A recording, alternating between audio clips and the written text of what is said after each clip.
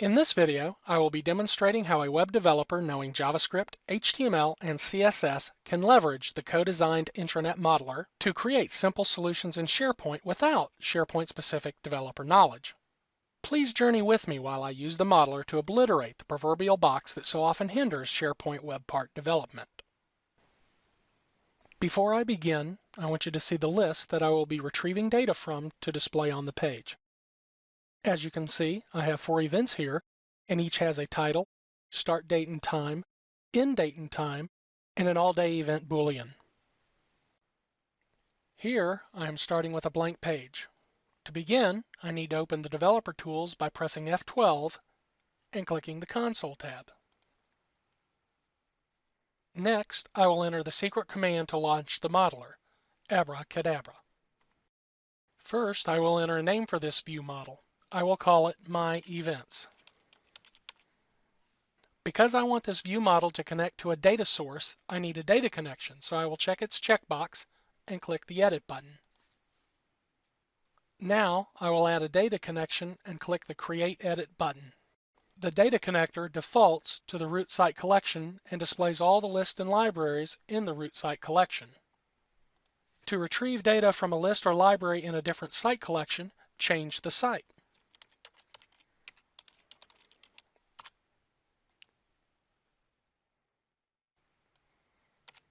As you may recall, I am creating a view model for the events list, so I will select it in the drop-down list.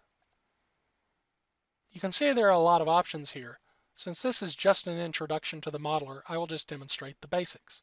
For this view model, I am interested in the title, start time, end time, and all-day event fields. Notice here that I have the opportunity to input a CAML query. CAML is a SharePoint-specific query language, and this is where you could enter a query to perform a where clause, such as when you want to filter on a field. Or you could order the items from the list using a CAML query. To assist with configuring your data connection, you can click the Data button. Clicking the Data button will display the retrieved list items in the console window. You can see that in addition to the fields I requested, each item's ID is also returned. You always get the ID of each item for free. Once you are ready, click the Save button. Now I will check the Create View Loop checkbox.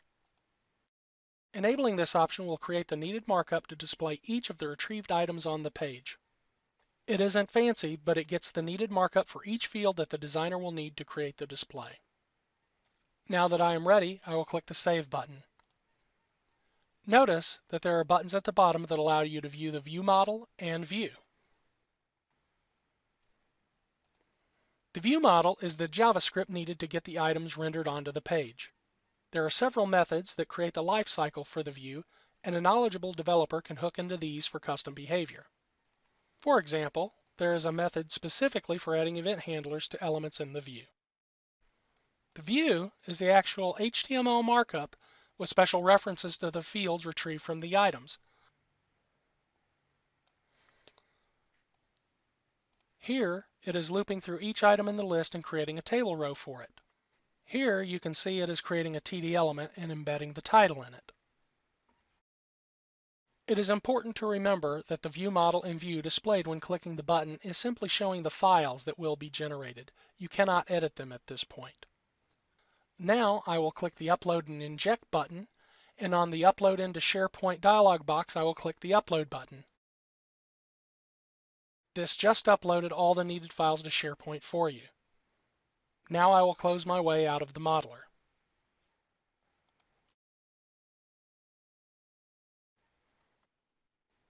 So here we are on the blank page. The way you put modeler-driven content on a page is by adding a content editor web part and pointing it at the modeler startup code. First, I will edit the page.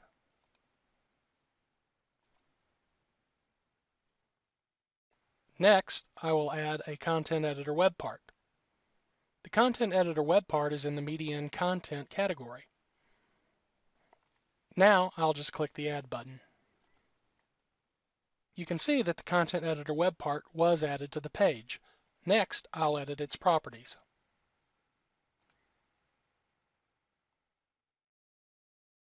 In the content link field, I will add the path to the view model startup code. I haven't spoken much about the startup code for the view model. The modeler also generates the startup code, and it is the startup code's responsibility to start the view model. It doesn't require any modification, so I won't bother even showing it in this demonstration. Well, there they are, my list items. No, the view isn't pretty yet. Remember, this HTML markup was generated because I checked the Create View Loop checkbox. Its goal is just to get the data on the page. Let me just save the page. Now, someone with HTML and CSS skills can modify the view to make it pretty. So let's do that.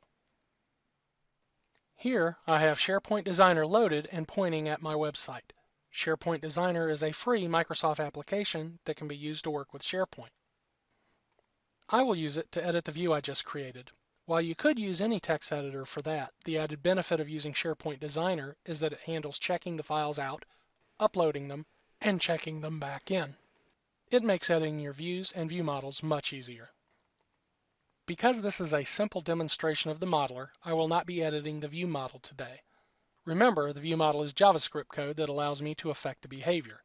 For this demonstration, I'm going to use the default behavior. I will, however, customize the view. To do so, first I need to open the view.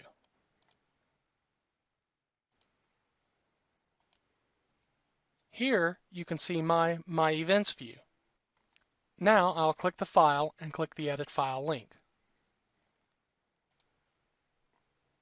As you can see, there's a bit of markup in here automatically.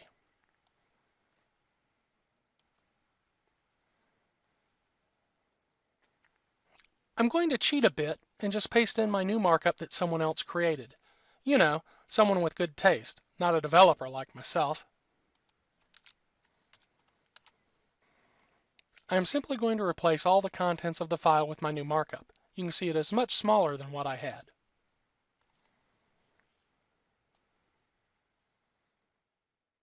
You can see this is the syntax that embeds the title. Now I'll just save this. Remember, SharePoint Designer is handling uploading the file to the server for me.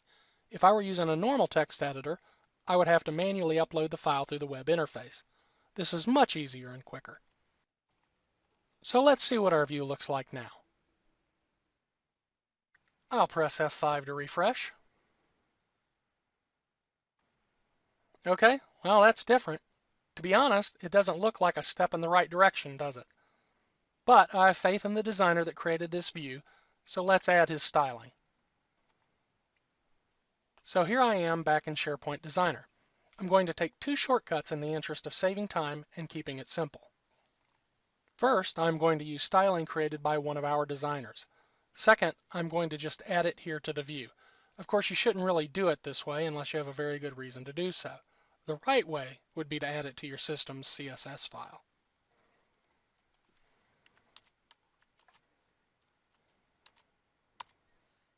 Now, I'll save.